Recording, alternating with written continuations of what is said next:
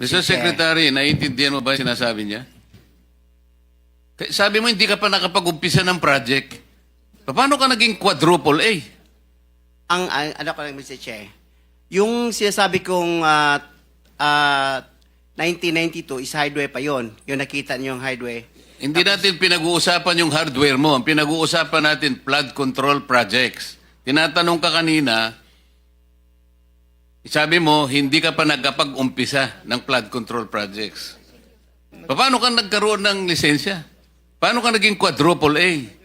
At lalong mahalaga, paano ka nasama sa 15? Gumawa ka na ng flood control project. Gumawa na tayo ng flood control O project. ngayon gumawa ka na naman. Ano ba talaga yung totoo? Baka hindi ka makauwi sa araw na ito. Nagsisinungaling ka na naman eh. Ang sinabi ng Pangulo, kasama ka sa 15. Tama, Mr. Huwag Che. mong mamaliitin ito. Pagkatas dito, aartihin mo kami, sasabihin mo, hindi ka pa nagumpisa ka isang hardware. May problema dito eh. Ano lang yan, history lang yung sinasabi ko, Mr. Che. Ano na yung totoo? Yung totoo, may lisensya na tayo na quadruple A ngayon. O ngayon nga, ngayon meron ka ng quadruple. Yes, Mr. Che. O, ilang project ang na-execute mo na?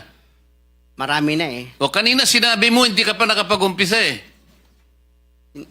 Meron akong hawak na martilyo rito, sinasabi ko sa'yo. Mr. Chair. Huwag kang tatawa-tawa kasi hindi nakakatawa ito ha. Mr. Chairman. Dito lang nagsisinungaling ka na eh.